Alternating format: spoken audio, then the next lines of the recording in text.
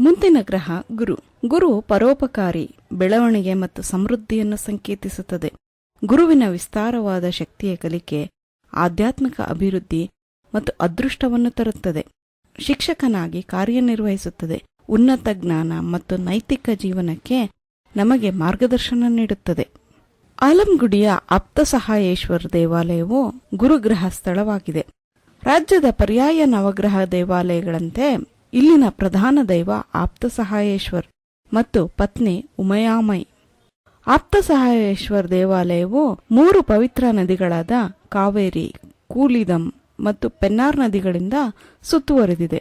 ಈ ಸ್ಥಳವನ್ನು ಕಾಸಿ ಅರಣ್ಯಂ ತಿರು ಇರುಂಪೂಲೈ ಎಂದು ಕರೆಯುತ್ತಾರೆ. ದೈವಿಕ ಕವಿ ತಿರುಜ್ಞಾನ ಸಂಬದರು ಈ ಸ್ಥಳವನ್ನು ಹೂಗಳಿಂದ ತುಂಬಿದ ಸುಂದರ ಸ್ಥಳವೆಂದು ಆಶೀರ್ವದಿಸಿದ್ದಾರೆ. ಬೃಹಸ್ಪತಿಯು ಬ್ರಹ್ಮದೇವನ ನೆಚ್ಚಿನ ಪುತ್ರರಲ್ಲಿ ಒಬ್ಬನಾದ ಅಂಗೀರಸ ಮತ್ತು ಚಿತ್ರಾದೇವಿಯ ಮಗ. ದಂತಕಥೆ ಪ್ರಕಾರ ಅಲ್ಲಂಗುಡಿಯು ಸಮುದ್ರ ಮಂಥನದಲ್ಲಿ ಉತ್ಪತ್ತಿಯಾದ ಅಪಾಯಕಾರಿ ವಿಷವನ್ನು ಶಿವನು ಸೇವಿಸಿದ ಸ್ಥಾನವಾಗಿದೆ. ಆದ್ದರಿಂದ ಈ ಸ್ಥಳವನ್ನು ಅಲ್ಲಂಗುಡಿ ಎಂದು ಗುರುತಿಸಲಾಗಿದೆ. ಅಲ್ಲಂ ಎಂದರೆ ತಮಿಳು ಭಾಷೆಯಲ್ಲಿ ವಿಷ ಎಂದಾಗುತ್ತದೆ.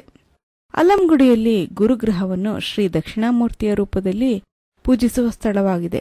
ಗುರು ಒಂದು ರಾಶಿಯಿಂದ ಮತ್ತೊಂದು ರಾಶಿಗೆ ಸಾಗುವ ದಿನದಂದು ಲಕ್ಷಾಂತರ ಜನರು ಗುರುವಿನ ಸಂಕಟಗಳಿಂದ ರಕ್ಷಣೆ ಕೋರಲು ಅವನ ಸ್ಥಳವನ್ನು ಸೇರುತ್ತಾರೆ. ಭಗವಂತ ಗುರುವಿನ ದೃಷ್ಟಿ ಅನೇಕ ಅಡೆತಡೆಗಳನ್ನು ಹೋಗಲಾಡಿಸುತ್ತದೆ ಎಂಬ ನಂಬಿಕೆ ಸಾಮಾನ್ಯರದ್ದು. ಗುರು ಚಿನ್ನದ ಮೈಬಣ್ಣದ ಮೃದು ಸ್ವಭಾವಕ್ಕೆ ಹೆಸರುವಾಸಿಯಾಗಿದ್ದಾನೆ. ಪೂಜಿಸುವವರಿಗೆ ವೃತ್ತಿಯಲ್ಲಿ ಒಳ್ಳೆಯತನ, ಸುಖ ದಾಂಪತ್ಯ, ಪಿತೃತ್ವ ಮತ್ತು ಸಂಪತ್ತನ್ನು ಕೊಡುತ್ತಾನೆ. ಈ ನವಗ್ರಹ ಆಯತನಗಳ ಬಗ್ಗೆ ತಿಳಿಸಿಕೊಟ್ಟ ಅಹೋರಾತ್ರನಿಗೆ ವಿಶೇಷ ಕೃತಜ್ಞತೆಗಳನ್ನು ತಿಳಿಸುತ್ತಾ ಧನ್ಯವಾದ ಶೃಂಗಪ್ರಿಯ.